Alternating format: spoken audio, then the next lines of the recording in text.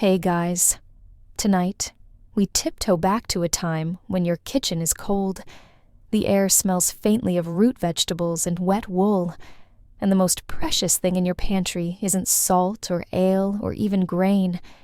It's cheese. Not the wrapped slices you grew up with. No, this is cloth-bound, cave-aged, sharp, and slightly sour cheese. The kind that could make or break your winter. You squat beside a medieval housewife. Yes, you with your tunic tucked up, and your hands red from scrubbing watching, as she carefully unwraps a hard wheel from under the bed.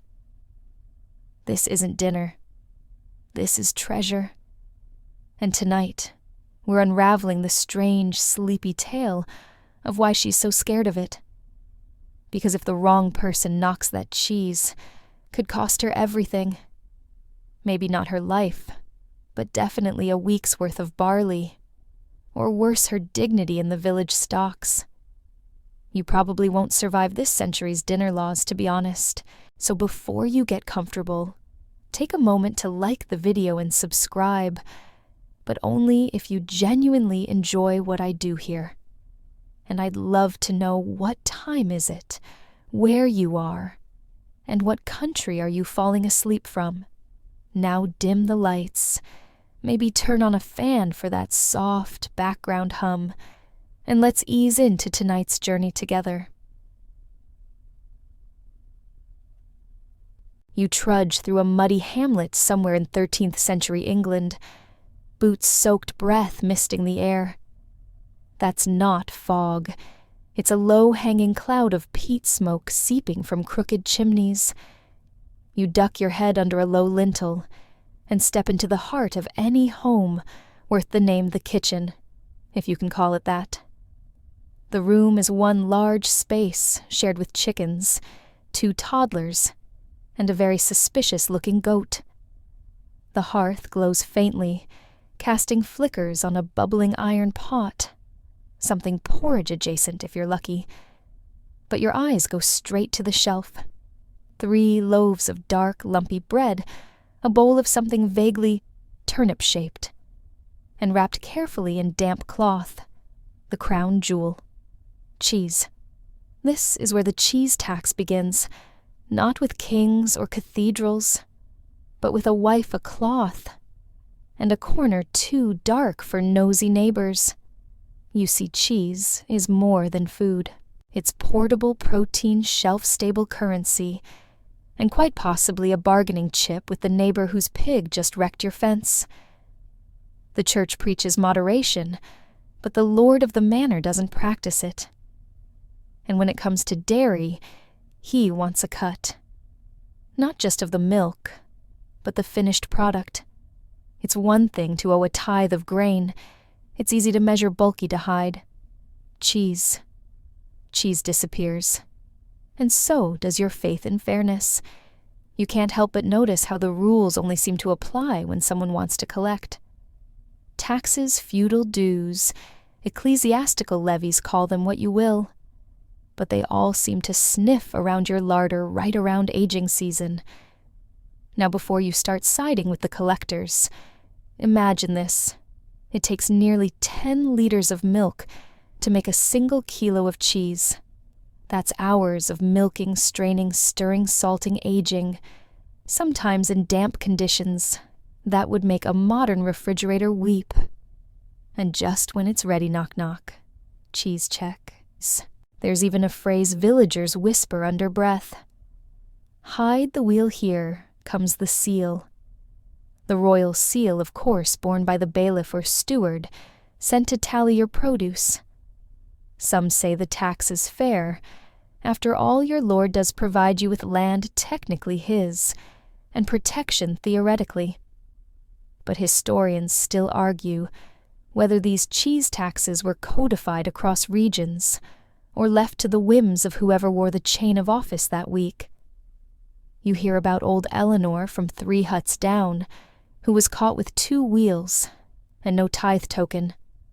Her punishment, public shaming, and her cheese confiscated. Worse, the reeve fed it to his dogs just to show he could. Even the cheese itself carries danger. Over-aged wheels might go soft and oozy in the wrong way, attracting suspicion. Why is it so ripe? Has it been sitting? Are you hoarding? So you do what everyone else does. You get clever. You wrap your cheese in coarse linen that looks like rags. You tuck it into flour barrels. You whisper to your eldest to fetch the hidden batch when guests visit. Cheese, once your proudest creation, is now a secret, yet somehow it brings you closer to the other women. You trade stories. You share rennet tricks. You form what modern folks might call a micro-community of resistance, but you just call it Tuesday. A quick aside, there's even a fringe theory that some of the earliest peasant jokes involved cheese and taxes. Picture a minstrel mumbling about Lord Dunderwheel, whose curds were taxed before his soul. That sort of thing.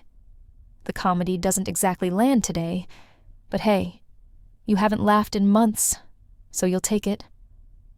Back in the kitchen, the goat eyes you. You eye the cheese, and you both know this soft, pungent, salted lump could feed your family for a week, bribe a guard, or send you to the stocks. And it's not even Tuesday yet.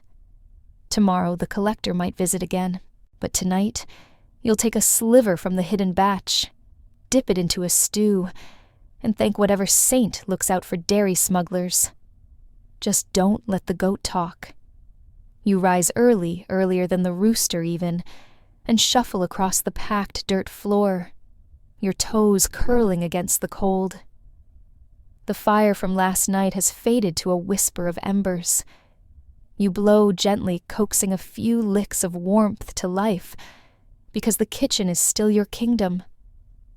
Or well, the bit of kingdom your lord didn't tax into oblivion. You ladle yesterday's gruel into a pot and stir, but your mind drifts to the cheesecloth bundle tucked behind the bread bin. Still there. Still safe. And for now, still yours. The feudal kitchen is not a glamorous place. It smells of smoked onions and damp stone. The bread is coarse and speckled with bits of grit from the millstone, crunchy in all the wrong ways. But if you're lucky, there's cheese to soften the blow. Literally, you grate a nub over stale slices, and just like that, breakfast becomes bearable. You hum under your breath, slicing bread with a dull knife that's seen better centuries. As you do, you glance at the wooden beams overhead. That's where you hide the aged stuff, wrapped tight, tied to hooks, blending in with the ceiling's natural gloom. Because even here, in your own kitchen, your own hands have to work like a thief's. The cheese you hoard isn't luxury, it's strategy. A wheel now means trade later. Maybe a neighbor needs extra hands during slaughter week. Maybe the midwife charges double come winter. Cheese buys favors when coin fails. And coin almost always fails. By now, you've probably realized medieval housewives aren't passive. They're the entire logistical backbone of survival. You don't just cook, you count. Rotate, ferment, salt. Preserve. You're basically a one-woman department of agriculture with a goat-based accounting system.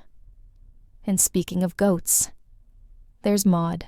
She's eyeing you with the same look you give the cheese, cautious admiration, with a side of hunger. You've milked her every morning since Candlemas. You know her moods better than your husband's. And you know down to the hour when her milk is best for curdling. You start the morning batch. Warmed milk, rennet scraped from a calf's stomach, stirred slowly. The curds begin to form soft and yellow-white, like cloud pudding. You press them gently into a cloth-lined mold and leave them under a stone slab. Tomorrow, if luck holds, you'll flip it. In 3 days, salt it. In 2 weeks, wrap it. If the taxman doesn't sniff it out, you'll age it till Candlemas comes again. But remember, This cheese, this effort isn't just about food. It's your little rebellion. You hear a knock. Not the kind you dread, just Mabel from next door. She brings a turnip trades for a scrap of butter. She smells like sweat and honey. You both sit on the stoop with mugs of thin ale and talk shop. And by shop, you mean dairy. Did yours break yesterday? She asks. You nod. Split clean through. Had to salvage the whey. Fed it to the pigs. She winces. That's 2 in a row. Bad luck that. Historians still argue whether women like you and Mabel were fully responsible for cheese-making decisions, or just following the orders of a household head. But anyone who's ever salted curds in the dark with a toddler hanging from their hem knows who's really in charge. You share a laugh, one of those rare, tired laughs that crack open your ribs just a little. Then she leans in close and says, "Heard the Reeve was sniffing around the south field, asking about press molds." You feel your shoulders tighten. You nod. You've hidden your best wheel beneath the floorboards, under a loose tile you arranged yourself. Nobody knows but you, the mice, and probably Maud. There's a strange comfort in knowing this morning routine, this long, aching chain of chores, is part of something bigger. Housewives across the manor, across the country, are doing the same thing. Some in stone cottages, some in wattle huts, some in drafty longhouses, all hoping the tax won't be too steep, all hoping their cheese survives the winter, all hoping no one finds the stash beneath the floor. You return inside, flip the cloth on the mold, hum a hymn you half remember, and think about your daughter asleep in the hayloft, who'll someday learn to spot a spoiled rind by smell alone. There's a quirky little tidbit you recall, an old rhyme about curds and luck. Curds too soon heart of doom. Curds too late a soul of hate. No one knows who wrote it. Probably some bored friar with a flair for dairy dramatics. But you repeat it anyway, half believing. Lunch is a scrap of boiled barley, a sliver of cheese, and a dream of something better. You eat fast, then check the floorboard again. Still there. Still safe. For now, you're back at the hearth, washing curd off your fingers, when you hear it, the dull thunk of a boot in mud, the faint creak of a leather strap, the jingle of a coin pouch that's never empty, because it's filled with your coin.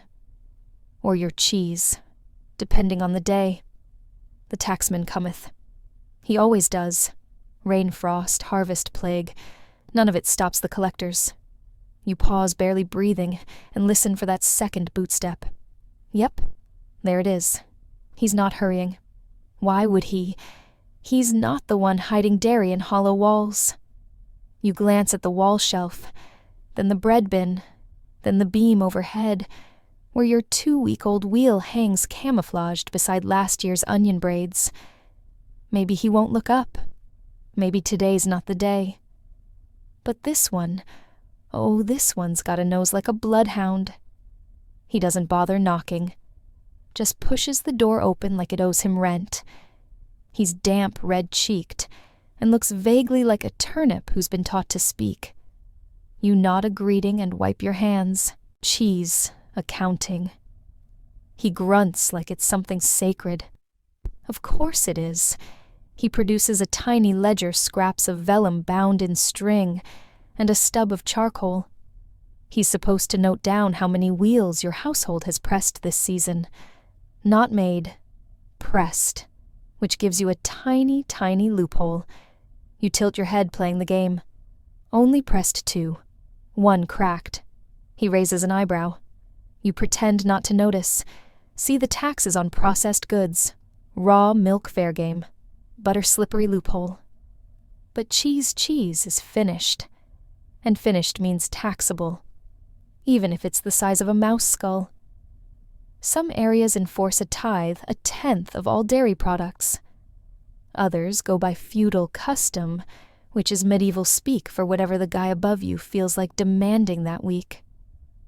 Historians still argue whether the cheese tax was ever standardized across shires, or whether it was all wildly inconsistent guesswork, punctuated by threats.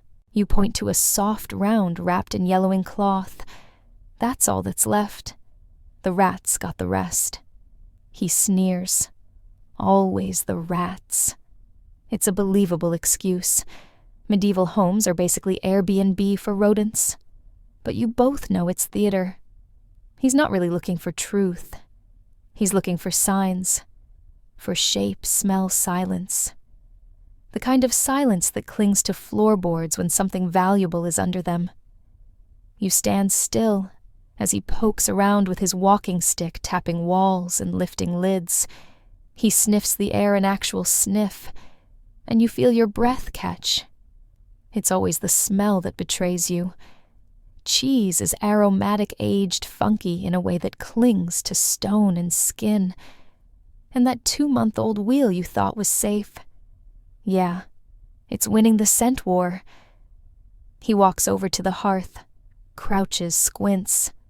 You try not to sweat, but it's hard when someone's trying to charge you rent for your own rations. He stands up, looks at you. I'll be back next week. Don't press too much. You nod, grateful, nervous, tired in a way that goes deeper than muscle. When he leaves, you wait. Not 5 minutes, not 10. A full hour.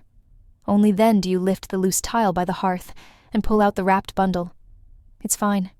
Still warm from the floor's breath. Still untouched. You exhale. That wheel might feed you through 2 holy days and a famine week. It might be a gift to your sister's wedding. It might be a bribe, a trade, a future. And he almost took it. Taxmen have reputations. Some are brutal, others lazy. A rare few are secret allies. They overlook a missing wheel in return for a warm meal and a mug of cider. But most are cheese hawks. They've trained themselves to recognize cloth bulges. Food smells uneven beams. You once heard of one who trained a dog to sniff out rennet. Quirky tidbit time. There's an old village legend about a taxman who tried to levy a cheese tax on a statue of St. Swithin. The monks argued the statue's cheese wheel was symbolic. The taxmen disagreed. The result, a mysterious case of nighttime indigestion that locals blamed on divine lactose revenge. The church, of course, plays both sides. They preach humility, but demand tithes. They tell you to fast, then collect your dairy anyway.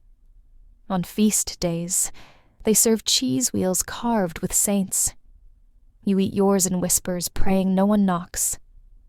As the sun sets, you wrap your wheel again, tuck it under the cot, and listen to the sounds of evening, the crackle of fire, the bleat of Maud, and the faint fading jingle of a coin pouch walking away.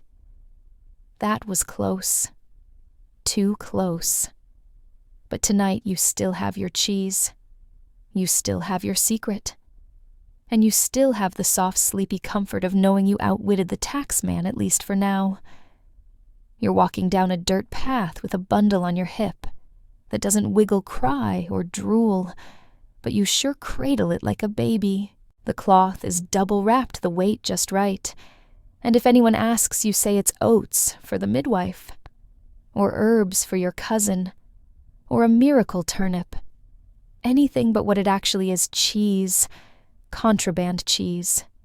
Because if anyone recognizes that weight, that smell, heaven help you. You're smuggling dairy now, and you're not alone. Smuggling cheese in medieval times might not seem glamorous, but it takes cunning nerves and an excellent poker face. The tax laws are clear. Any finished dairy is due to the manor, the church, or both. But if your cow produces more than what they expect, and of course she does, because you're good at this, you've got choices. You either hand it over and eat bark stew for a month, or you get creative That's where the baby blanket trick comes in. It starts with the local midwives, who conveniently know exactly how large a newborn should be. They wrap extra cheese wheels in linen, swaddle them like infants, and whisper about poor little Thomas teething already. No one wants to poke at a sick baby, and so the cheese passes. One woman even added tiny carved wooden toes at the end of her bundle, just to sell the illusion. A fringe legend claims she once passed through a tax checkpoint 3 times in one day with triplets. Historians are divided on the truth of that story, but if it's false, it's at least beautifully false. But babies aren't the only method. Some folks hollow out walking sticks, hiding narrow rolls of cheese inside. Others bake small wheels into loaves of black bread. Just don't mistake one for the other during supper. The trick is misdirection. If they expect barley, show them barley. If they expect wool, show them sheep. Hide your curds in plain sight. You once helped your uncle dig a fake privy just to bury a cheese stash for winter. No one checks a privy. Ever. You'd be surprised how many medieval recipes are really just decoys. Those complicated pies with 6 layers. Perfect hiding spots for soft cheese. Those pastries with whole birds baked inside. Yeah, sometimes those birds came out stuffed with dairy. Gross, yes, but effective. Quirky tidbit. In one Irish village, locals claimed that cheese smuggling was blessed by St. Bridget herself, as long as it was shared among women.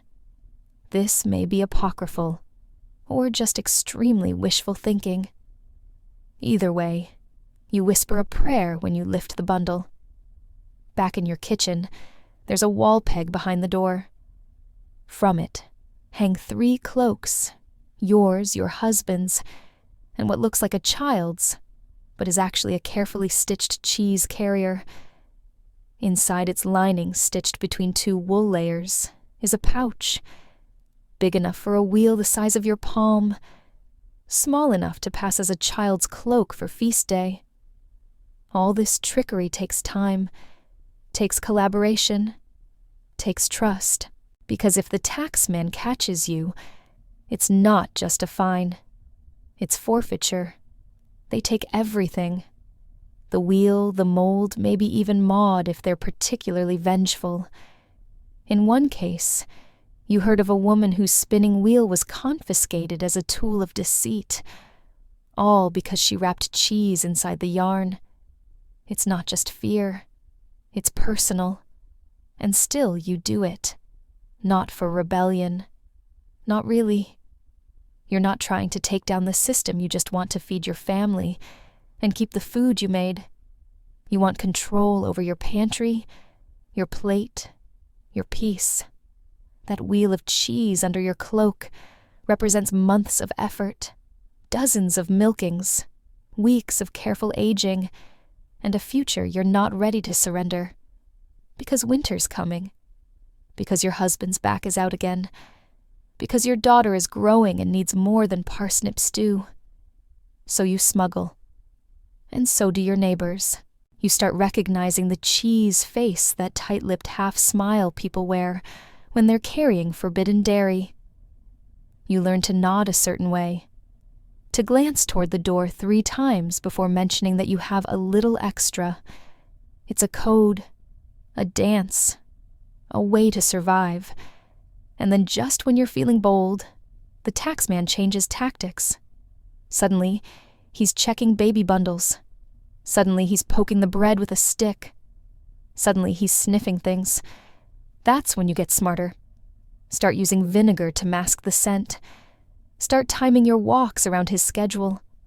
Start swapping wheels with the next village over just enough to confuse his counts. Historians still argue whether this level of dairy subterfuge was widespread or localized. Some records suggest entire towns were in on it. Others show only scattered cases. But one thing's clear, the effort was real. The stakes were high. And the cheese was delicious. You're back home now. The bundle's hidden. The cloak hangs innocently. The oven is warm. You slice into a crusty loaf and take out the wheel, still soft, a little tangy perfect. You sit by the fire, break bread, share cheese with your daughter, and in that quiet moment you feel the satisfaction of 100 tiny victories stitched into a child's cloak, and you smile, because tonight the cheese is yours. The bells of the abbey toll in the distance, low, deliberate, like someone dragging a pewter mug across a stone table. You pause at the sound, not in reverence, but in calculation, because you know what it means the monks are pressing cheese again. And not just any cheese. Monastic cheese. The good stuff. The kind of cheese that makes nobles smile and peasants curse. Because guess who doesn't have to pay the cheese tax? The monks. You wipe your hands on your apron and peer through the window, more whole than glass, really, toward the rise, where the abbey looms like a stone barn built by smug angels. Up there the monks work in quiet rows, turning milk into gold. Metaphorical gold. Though honestly, if gold were edible, it still wouldn't be as sought after as their triple-aged Gouda. In medieval Europe, monasteries are not just holy places. They're food laboratories. The monks have cows, land, time. They can read and write, which gives them access to recipes, records, and agricultural tricks the average peasant can only dream about. And what they do with dairy, let's just say it borders on sorcery. They age their wheels in cool stone cellars, catalog everything, adjust salt ratios with frightening precision. You once heard of a monk who adjusted the entire brining schedule because of a dream he had. It worked. His cheese won a bishop's praise, and suddenly he was in charge of divine dairy oversight. That's not a joke. That's just how medieval institutions worked. You trudge closer, careful not to be noticed. There's a small trail that leads near the garden wall, and if you crouch just right behind a barrel of dried nettles, you can smell the aging room vents. Sweet heavens. It smells like heaven. And Feet had a very pleasant baby. The monks never share. At least not with you. Their cheese goes to bishops, nobles, and high-paying merchants. The leftovers sold at markets far too rich for peasant coin. You once tried a crumble someone dropped on the road. It was soft, sharp, and complex, like it had emotions. You dreamed about it for a week. Now here's the part that really curdles your way. The church doesn't pay tax on this cheese. It's considered part of divine work. Tithes go in, dairy comes out, and no one questions it. But when you make a humble wheel to feed your growing children, suddenly it's taxable. It's regulated. It's a good subject of inquiry. You'd laugh, but your teeth hurt from last winter's turnip diet. Some monks, you hear, even invented new cheese types, just to keep their techniques secret. They'd give the wheels obscure Latin names, bury the recipe in Latin scrolls, and recite psalms, while aging them just in case God was taking notes. One particularly aggressive abbey even had armed guards posted near their cheese cellar. They claimed it was to deter rats. You're fairly sure they meant peasants. Quirky tidbit in a Benedictine abbey in 12th century France. A monk was briefly excommunicated for stealing cheese, intended for a visiting archbishop. He claimed the wheel called to him in a dream. His punishment: he was forced to eat only bread and water, no cheese for a year. You know what they say, divine justice stinks like a ripe camembert. Meanwhile, back in your village, the contrast is unbearable. Your best cheese mold cracked last week. Your salt ran low. Your cow's been ornery, and yet up in that abbey, they hum little hymns while tending wheels that could pay off a peasant's dowry twice over. It's hard not to resent them. but it's also hard not to admire them. Because truth be told, they're good at it. Their wheels don't crack. Their rinds are perfect. Their storage cellars have actual ventilation. You once met a friar who knew 4 different ways to judge maturity by sound alone. He tapped the rind, listened like a priest at confession, then declared the cheese unripe, but promising. You couldn't tell if he was talking about the cheese or your soul. You sigh. Step back from the nettle barrel. Shake the scent out of your clothes. The monks will never share. Not truly. Their monopoly on cheese-making isn't written into law, but it might as well be. They have status protection, and most damning of all, time. And time is what cheese needs. So you walk home, past muddy gardens, thatched roofs, and neighbors who never get within sniffing distance of a monastic wheel. And you think about your next batch. You won't have oak shelving or fancy salts. You won't sing hymns. But you will press the curds gently. You will age them as best you can. And you will hide the finished wheel in the rafters like you always do. Because even if the monks have cheese miracles, you have persistence. And sometimes persistence tastes even better.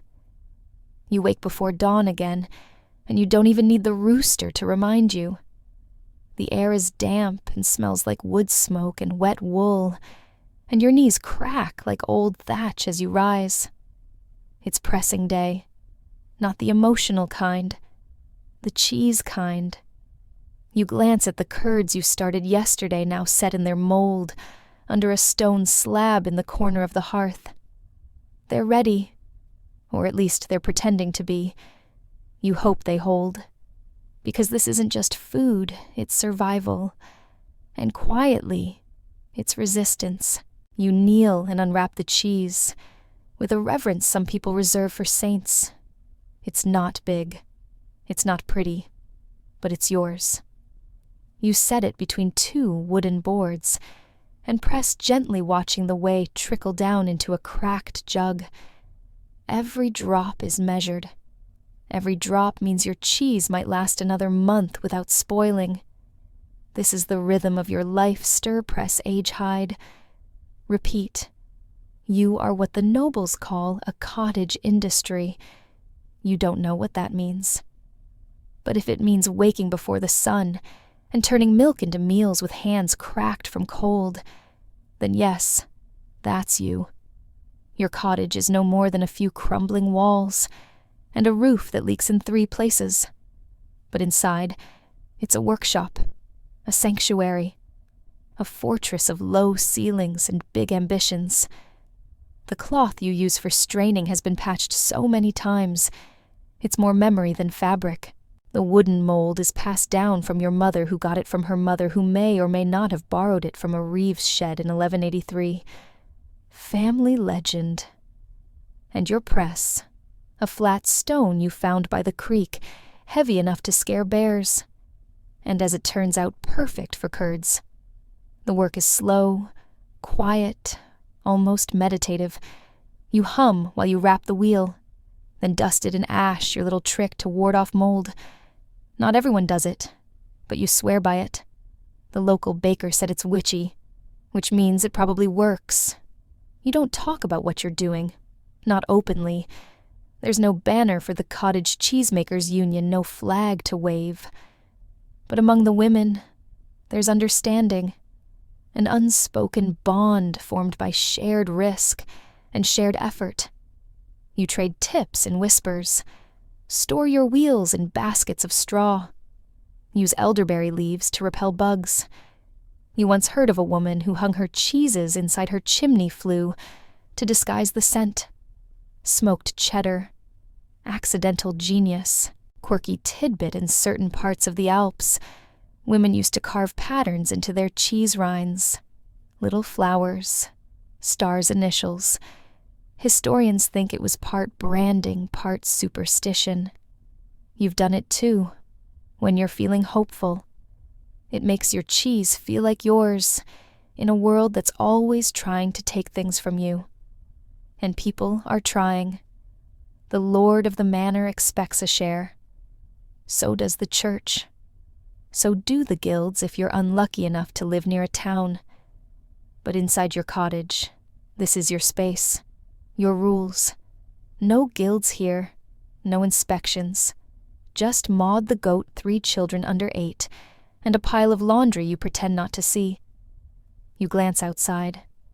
The sky is soft gray now, and you know the market will open soon. But you won't be going today. Not with this cheese. It's too young, too risky. And besides, the steward has been sniffing around again, asking questions about unregistered dairy. That's the newest twist. Now they want names, dates, quantities. Like cheese is something you can schedule. Historians still argue whether local stewards were genuinely trying to regulate dairy output or just making up paperwork to feel important. You lean toward the latter, especially since one of them asked you last week if cheddar was a type of sheep. Still you smile, because you know your cheese is better than anything they'll get from the tithed barn. Your cheese is loved, turned, aged, whispered to. You even sang to a batch once just to see if it helped. Jury's still out. You place the wrapped wheel on the highest beam in the cottage, beside the smoked onions and the emergency apples. It will sit there for 3 weeks, maybe 4. If Maud doesn't knock it down, then it will be yours to trade, to slice, to eat. A meal, a gift, a promise, a very solid reason to keep getting up every morning in this cold, creaky world. Your husband trudges in from the fields, smelling like mud and early frost. He eyes the hearth, the jug of whey, the ash-dusted cloth. You pressed it, he asks. You nod. He doesn't say more, just sits by the fire, closes his eyes, and lets out a long, quiet sigh that smells faintly of beet soup. He knows how much it means. You both do. You pass him a heel of bread and a bit of last week's wheal. It's hard, salty, perfect. He chews in silence, then nods once. Approval. Outside, the wind rattles the shutters. Inside, the curds are safe, and you feel, if only for a moment, like a queen. A tired, ash-dusted, goat-adjacent queen. But a queen nonetheless. You hear it before you see it, the low, strained shouting of 2 men arguing in the village square. You set down your basket of kindling and peek through a cracked shutter. Yep. Another cheese fight. It always starts the same way: someone owes a tithe, someone else claims they paid it, and suddenly everyone's shouting about wheels and weights and who saw what hanging in whose larder. You grab your shawl and head toward the noise, because nothing gets the village talking like a good dairy dispute. There, at the heart of it, stands Jory, the miller, red in the face, waving his arms like he's swatting ghosts, and old Tom the beekeeper, looking just as angry but slower to gesticulate, because he's still chewing. On cheese. I gave you your tribute, Jory yells, pointing at Tom's mouth. Tom swallows with exaggerated slowness. Didn't say it had to be mine. The crowd titters. You smirk. Welcome to the curious world of feudal cheese tithes and neighborhood vendettas, where a missing wheel could spark a feud that outlives your grandchildren. Under the tangled web of feudal law, peasants owed their lords not just labor and grain, but in-kind tributes, meaning cheese, among other things. These tithes varied by region, by manor, even by mood. One lord might demand a wheel per cow per season. Another might expect a fair portion, which is about as helpful as a wet candle in a windstorm. And who enforced this local reeve stewards and the occasional nosy priest? People who kept records on wax tablets and bark parchments. Sometimes they forgot. Sometimes they lied. and sometimes they used missing cheese as an excuse to settle old grudges. Historians still argue whether these tributes were enforced equally or exploited selectively. But from where you're standing, it's clear the cheese tax has never been just about dairy. It's about power and pride. You remember when your cousin Marin lost her wheel to the steward, and 2 days later accidentally let her pigs root up his herb garden. Coincidence? No one believes it, but no one can prove it either. These petty spats often escalate. Your neighbor Gwen once refused to give her tithe after discovering her last offering had been served at the Reeves' wedding feast.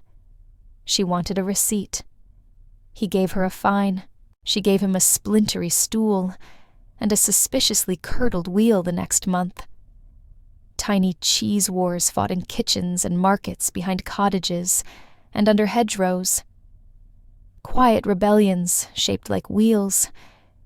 Even the children get involved. They hear their parents mutter and mimic the feuds. You catch them playing cheese collector behind the buyer, complete with fake ledgers and dramatic accusations. It's both adorable and depressing. Back at the square, the argument reaches its peak. Tom declares he did pay and offers the crowd a sample of tribute-quality cheese from his pouch. It's soft, crumbly, slightly blue. No one's brave enough to try it, except for Alice the weaver's boy, who shrugs after tasting it and says, "Tastes like Monday." You can't tell if that's good or bad.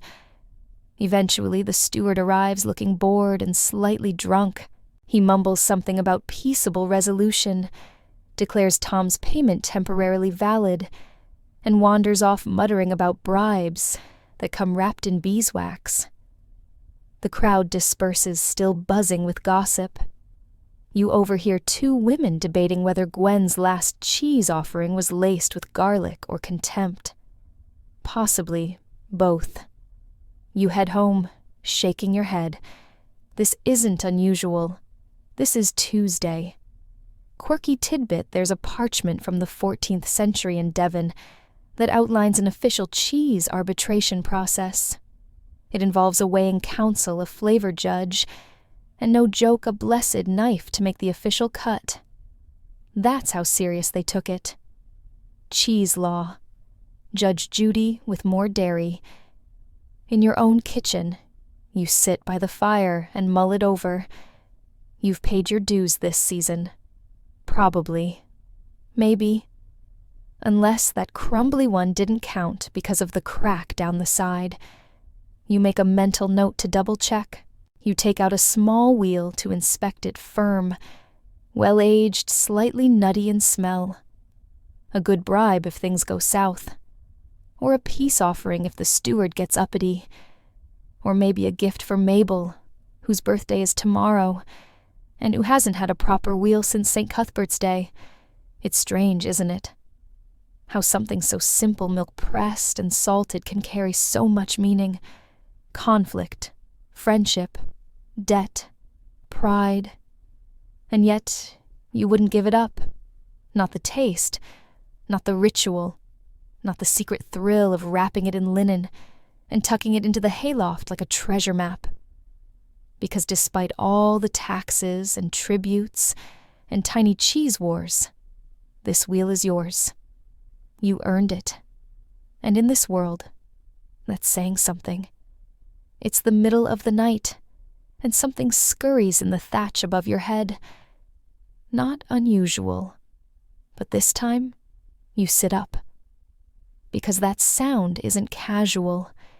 It's determined, purposeful, rodent with a mission. You whisper a curse under your breath and light a stub of tallow candle. The flickering glow casts dancing shadows on the cottage walls and reveals what you already feared. A mouse. No 2 mice. Bold, sleek, and gleaming like little burglars. Their destination, the rafter above the hearth, where your cheese is hidden. You leap up with the urgency of someone whose entire winter pantry just got challenged by creatures the size of potatoes. You grab the broom wave it like a half-asleep warrior and hiss as quietly as you can, because waking the baby would be worse than a mouse invasion. The mice scatter, but the damage may already be done. You climb onto the stool, heart pounding, and reach for the wrapped wheel. It's intact. Barely. A few shallow nibble marks along one edge. Nothing disastrous yet. But now, you face a terrible dilemma. Do you trim it and hide the evidence, or leave the bites and risk someone thinking you tainted it? Because here's the awful truth in many parts of medieval Europe. A cheese wheel with visible signs of mice wasn't just a bit chewed. It was suspect, sometimes even cursed. If a lord's share was found to be tampered with, you could be accused of deceit or worse theft. And if the wheel happened to be part of your tithe to the church, oh dear. You remember the story of old Housewives, a widow from 3 parishes over. Gave her tithe like everyone else. Didn't realize the bottom of the wheel had been gnawed.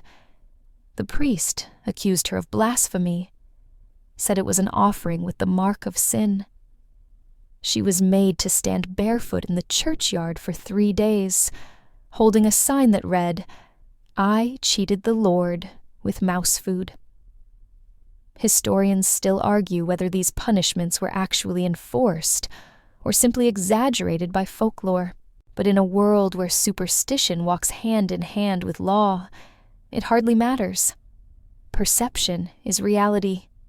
You sit back down, cheese and lap mind racing. Can you cut off the edge? Maybe re-wax it. Maybe scrape the surface and hope the scent of ash disguises the damage. And what if someone saw the mice? That boy from across the lane is always lurking, always sniffing around your firewood, like he's hoping to catch scandal. You wouldn't put it past him to whisper to the steward that he saw vermin heading for that widow's cheese.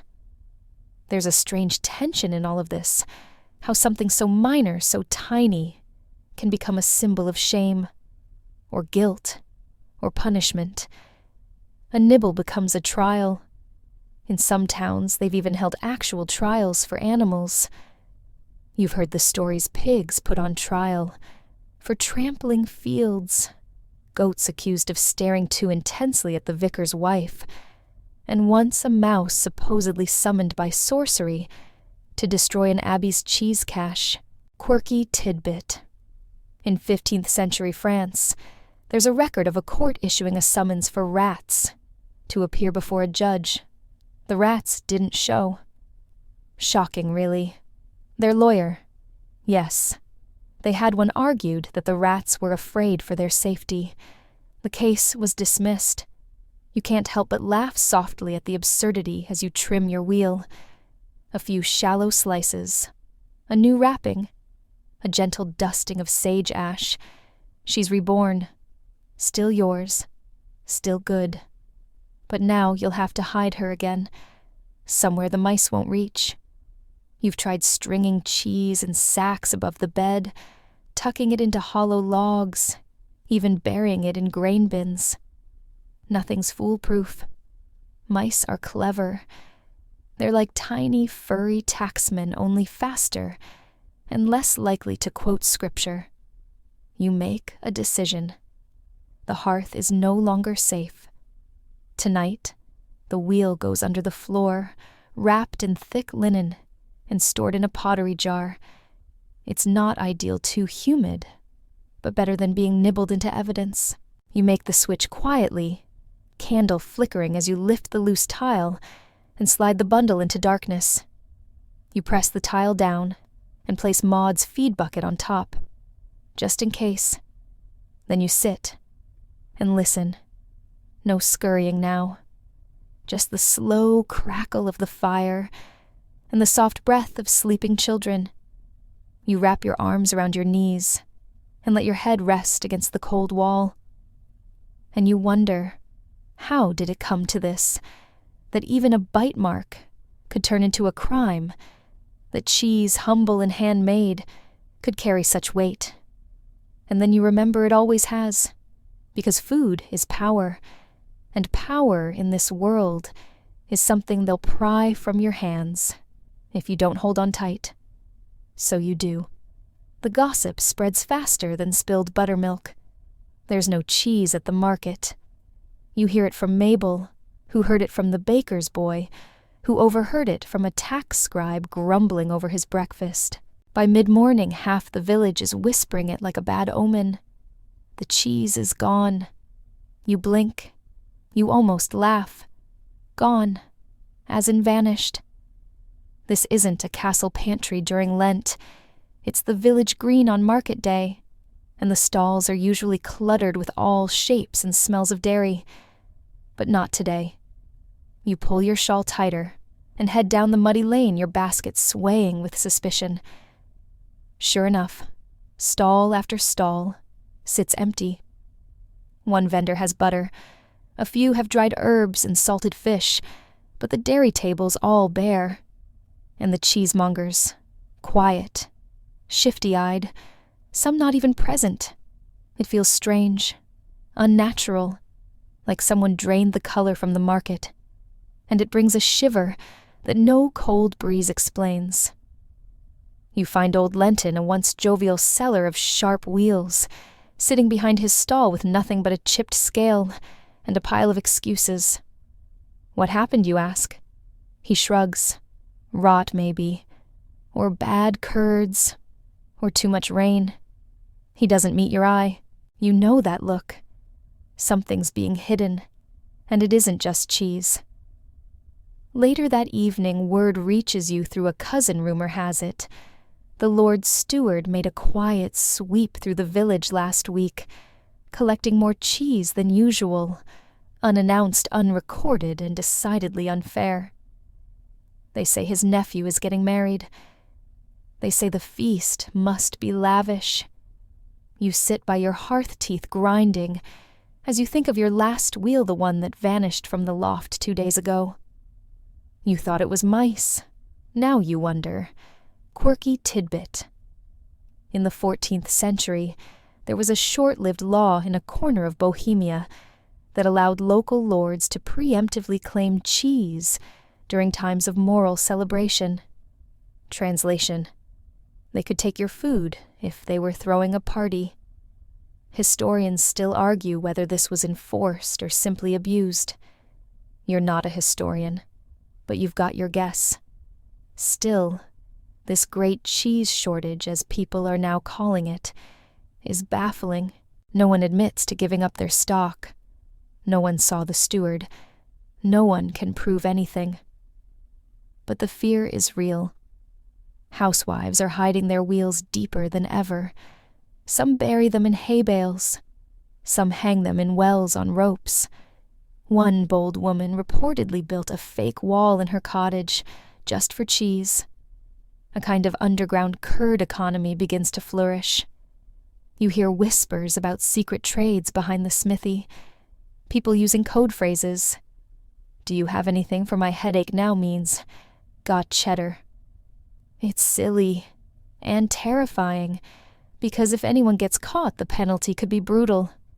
You once saw what happened to a miller who withheld grain. Stocks in the square, a shaved head, public scorn. That was just for wheat. Imagine what they'd do over cheese. You sigh and check your own hiding spots. One wheel beneath the floorboards. One in the root cellar wedged behind a crate of turnips. One aging in the chimney flue. You're part of the shortage. You're not proud of it, but what choice do you have? If they're taking it without warning, then no one's safe. And until the rules are clear again, you protect your food like it's family. That night around the hearth, the conversation with your husband is hushed. They say the steward took 40 wheels from the village. You raise an eyebrow. 40.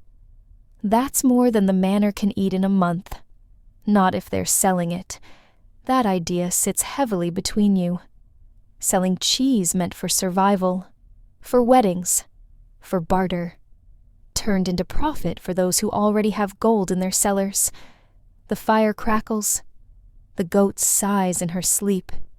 You can't fix it. You can't stop it. But you can be ready. The next morning you stitch an extra flap into your apron, big enough to hold a palm-sized wheel, just in case. You age your curds in smaller batches, now harder to track. You no longer share your cheese-making schedule with anyone but Mabel, and even then, only in whispers. And as you wrap your newest wheel in waxed cloth and tuck it behind the chimney stone, you murmur a quiet prayer, not to the saints, not to the Virgin, but to the cheese itself. Hold together, stay firm, stay hidden, because in this moment your future isn't wrapped in velvet or parchment. It's wrapped in linen and ash, and it smells a bit like victory. The attic creaks with the weight of secrets and cheese. You climb the rickety ladder, slowly balancing a wrapped wheel under your arm and a candle in the other. The flame flickers against cobwebs and dust, casting long shadows on beams carved with old initials and forgotten prayers. You duck under the crossbeam, where your husband once cracked his head and swore for a full hour. This is where the guilds can't see you, because yes, cheese guilds exist. And no, you are not welcome in them. Guilds were supposed to protect craftsmen. In cities, they regulate who can sell what, where, and how. If you want to sell lace, join the Lace Guild. Want to sell barrels, Cooper's Guild. And if you want to sell cheese, good luck.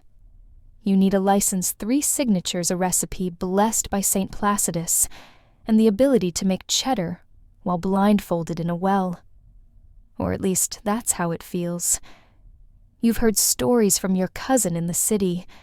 Her neighbor, a talented cheesemaker, tried to sell a wheel on the public green. Within an hour, guildmen showed up with frowns, clipboards, and accusations. Unregistered rind, they said. Non-sanctioned salt levels. They took her wheels. She cried for days. Historians still argue whether the guilds were tools of quality control or just elite cartels dressed in wool. Either way, they weren't made for people like you. So you operate from the shadows, and you're not alone. There's a secret world of village cheesemongers working under the radar. Quiet trades in alleyways, whispered codes, even secret marks carved into rinds. You've seen them, a leaf pattern here, a triple dot there. They mean things: dates, names, salt percentages, safe houses. It's not just cheese. It's communication. Quirky tidbit: in parts of Italy, cheesemakers used to embed tiny pieces of thread into their wheels, colored, coded, twisted in certain ways. These were early trademarks, a pre-Gouda version of blockchain. No one could see them once the rind aged, but other cheesemakers knew. It was brilliant. It was petty. It was deliciously secretive. Back in the attic, you kneel beside your other wheels. 5 all told. You turn each gently. Feel the rind. Tap the base. It's a language you've learned without books, a whisper between maker and milk. Then you notice it. One of the wheels, your best one, has a strange dent in the edge. A slice, really. Thin, purposeful. Like someone carved into it, then tried to press the rind back down. Your heart kicks. Sabotage. You think fast. Who's been in the house? Who knew this wheel was here? You remember the merchant's daughter who stopped by last week asking questions about your process. She seemed too interested. Took a long look at the hearth. Asked if you ever sold at market. At the time, you were flattered. Now suspicious. There's a kind of rivalry among cheese folk. It's rarely open, but it simmers.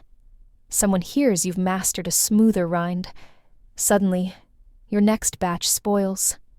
Someone sees you trade with a tanner's wife. Suddenly, your market stall is inspected for irregular weights. You've known women who swapped recipes under the guise of sharing, only to discover their curds went sour 3 days later. Coincidence? Maybe. Probably not. This world may seem slow and sleepy to outsiders, but here, cheese is politics. You trim the damaged part carefully, save what's good, and wrap the rest in beeswax. It's not ruined. Not yet. But you'll move it. Hide it somewhere safer. Maybe with the apple barrels, mice hate apples. You leave the attic with your mind buzzing. If someone sabotaged your wheel, they might try again. Might report you. Might claim you stole a recipe or broke a guild rule. You need allies. You visit Mabel. She's churning butter with a look of grim focus like she's training for a dairy duel. You tell her what happened. She listens, nods, and hands you a small wheel from her own stash just in case. No questions. No demands. Just cheese. It's the medieval version of a pinky swear. Together you hatch a plan. Mark your next few wheels with a specific ash pattern. A double swirl, just in case they show up somewhere else being sold under someone else's name. You'll know. You both laugh about it, call it rind sabotage, and imagine a guild courtroom filled with wheels on trial, Judge Cheese presiding. But beneath the giggles is fear. Because the guilds don't need to prove you're guilty. They just need to whisper that you are, and in a world where your reputation hangs on how your cheese smells on market day, that's more than enough. That night, you check every wheel twice. Turn them gently. Whisper to them. Hope they're still yours in the morning. And as you lie in bed, eyes wide open in the dark, you realize something. You're not just a housewife, or a cook, or a farmer.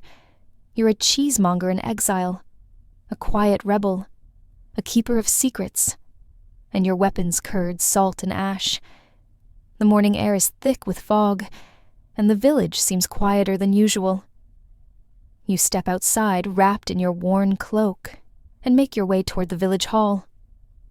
Today isn't market day, but today is something else cheese trial day. Yes, trials for cheese. You're not imagining it. It sounds absurd, but justice in the Middle Ages often centered on the mundane turned mysterious, and cheese was no exception. If a cheese was suspected of fraud theft, or worse, offensive odor, villagers could be summoned to appear before a tribunal. The stakes, fines, public shaming, or even worse punishments. You've heard of cases where the accused had to present their wheels in court, defend their making methods, and endure judgment not just on their character, but on the smell and texture of their cheese. Because cheese is, after all, a living thing, susceptible to all sorts of crimes. The hall is crowded when you arrive, faces grim, voices hushed. You recognize the steward, the reeve, the parish priest, each clutching wax tablets or wooden tablets inscribed with tally marks. The accused, a young woman named Editha, known for her sharp wit and sharper cheddar. Editha stands in the center, clutching her wheel wrapped in faded linen. The judge, a stout man with a nose like a broken carrot, leans forward and speaks in a voice meant to carry. You stand accused of producing cheese, unfit for tithe. Its smell offends the Lord's ear, and your neighbors' noses alike. You can't help but suppress a chuckle. Offends the Lord's ear. You've smelled better at a cattle fair. Editha's defense is simple. My cheese ripened naturally. The smell is its nature. It is not deceit. The judge taps his staff. And what of the cracks in the rind? Evidence of negligence. Editha shrugs. Those are the signs of age and character. Historians still argue whether such trials were serious legal proceedings or more of a theatrical village spectacle. Some say they helped maintain quality. Others say they were thinly veiled attempts to humiliate and control. You watch as a flavor judge steps forward. A grizzled old man who claims he can tell a cheese's story by taste alone. He slices off a piece, sniffs nibbles, and then declares sharp, mature, with a hint of wild thyme. The crowd murmurs in surprise. The judge looks taken aback, but grudgingly allows Editha's cheese to stand. The charges are dropped, and she's released with a warning to maintain standards. The crowd disperses, some shaking heads, others relieved. You catch Editha's eye, and she winks. Quirky tidbit in some regions accused cheesemakers had to carry their wheels through the village, in a public parade sometimes, with the wheels decorated like crowns or hats. It was a form of stinky justice, designed to humiliate and entertain. You're thankful. Your cheese is never quite flamboyant enough for that.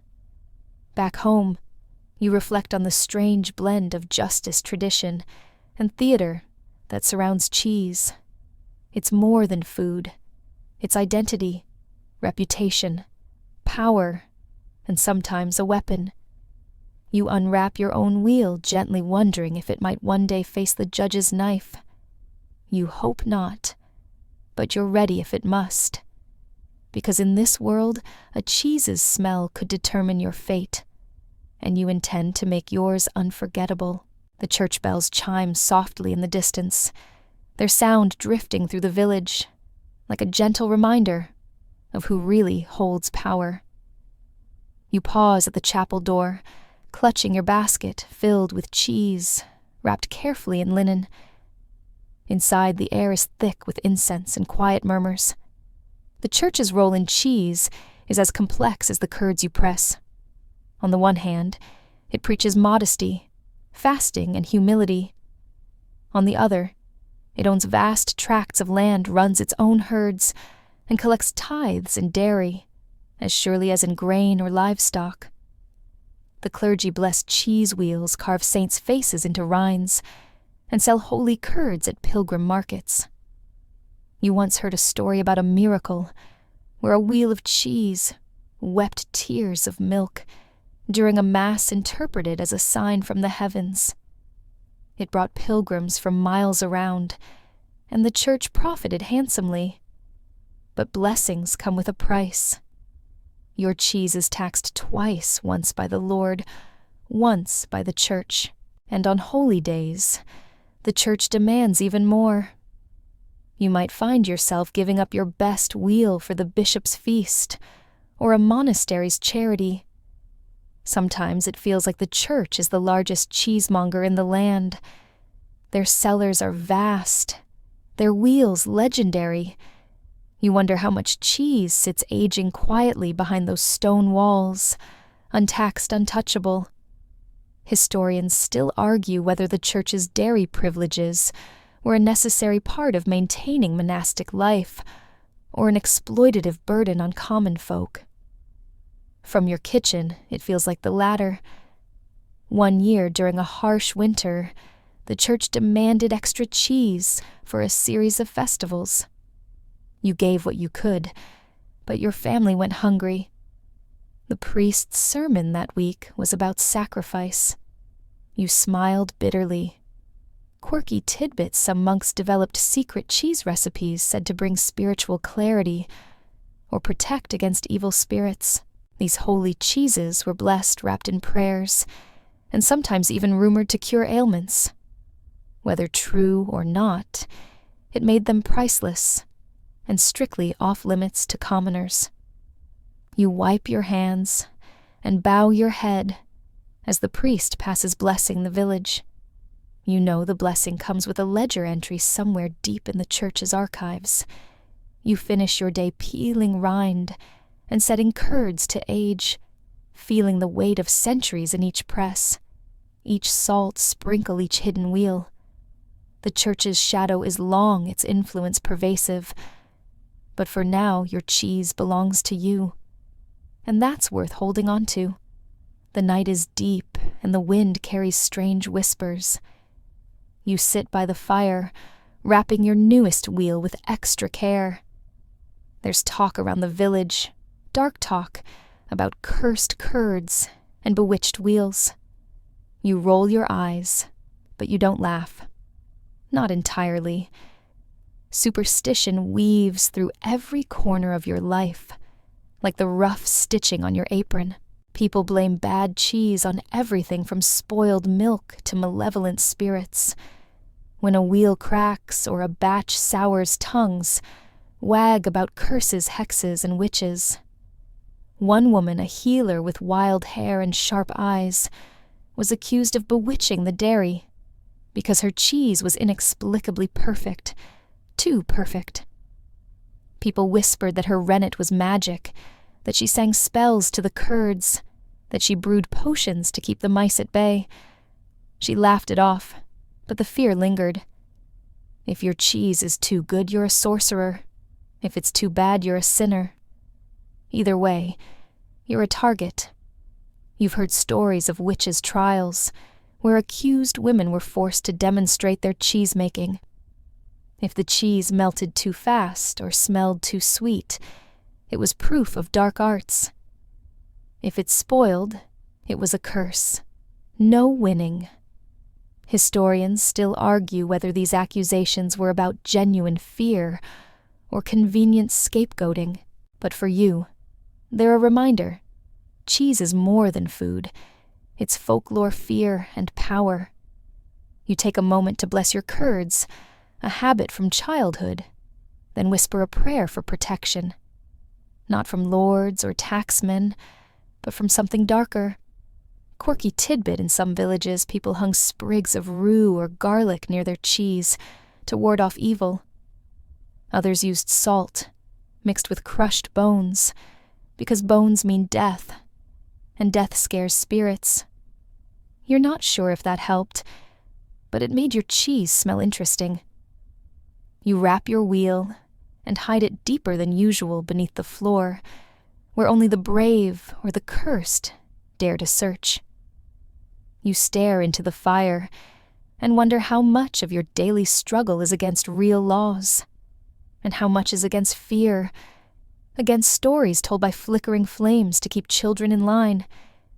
And yet despite it all, you keep making cheese, pressing, aging, hiding, because in this world of curses and taxes, your cheese is a quiet rebellion, a comfort, a claim to life, and maybe a little magic. The seasons shift as they always do, but the shadow of the cheese tax lingers like a stubborn mold. You notice changes not in the land, but in the people. The fear that once whispered now sometimes shouts. Quiet rebellions grow bolder, and old habits die hard. You see neighbors hiding more wheels, trading in secret, laughing a little louder when the taxman stumbles. The lessons of years settle into tradition. Cheese is more than food. It's survival identity and resistance, all wrapped in rind. But with change comes new challenges. The Lord's tax collectors have become sharper, their inspections more frequent. They've started training dogs to sniff out hidden caches. The church's tithes have grown heavier, and even the guilds watch your every move with narrowed eyes. Despite it all, you keep pressing curds, aging wheels, and weaving secrets into every fold of your cheesecloth. You teach your daughter the art of disguise, how to hide wheels beneath floorboards, how to wrap cheese in linen that smells of herbs, how to smile when asked about your excess milk. Sometimes when the work is done and the children sleep, you sit by the hearth and let the memories wash over you. The taxman's sniff, the monastic monopoly, the secret trades, the trials, the curses, all parts of the story you live. You know historians will debate whether these customs shaped the Middle Ages or were mere footnotes. You know they'll argue about records and rumors, about laws and legends, but you lived it, and that's what matters. quirky tidbit in some places, old women started calling themselves cheese. Mothers guardians of recipes passed down through generations. They formed informal networks, sharing wisdom, warning of inspectors, and keeping the spirit of cheese-making alive. You like to think you're one of them. As night deepens, you pull your daughter close, whisper stories of cheese smugglers and secret presses. She listens wide-eyed, already learning the importance of curds and courage. The cheese tax may never fully disappear, but neither will the spirit of those who make cheese beneath the radar. And as long as that spirit burns, you know, your family will survive. You sit by the hearth, the last embers of fire flickering softly, and hold your final wheel of cheese, the culmination of seasons, spent chasing curds, dodging taxmen, and weaving a life from salted milk. It's a quiet moment, heavy with all that has passed, and all that is still to come. Your hands are steady, though your body is tired. You think of the village, the muddy lanes, the whispered secrets, the candlelit kitchens, where women like you have pressed and wrapped, hidden and prayed for centuries. The cheese tax was more than a levy. It was a shadow that fell across your table, a weight on your shoulders, a challenge to your resilience. It touched every corner of your life, from the cow you milk at dawn to the secret stash under the floorboards. And yet, through it all, you endured. You remember the fear of the taxman's sniff, the thrill of smuggling wheels like precious cargo, the resentment toward monks who aged their cheese in stone cellars, while you battled rats and superstition. You recall the petty wars over tributes, the absurd trials, where cheese was both weapon and witness, and the church's complex embrace of blessing and burden.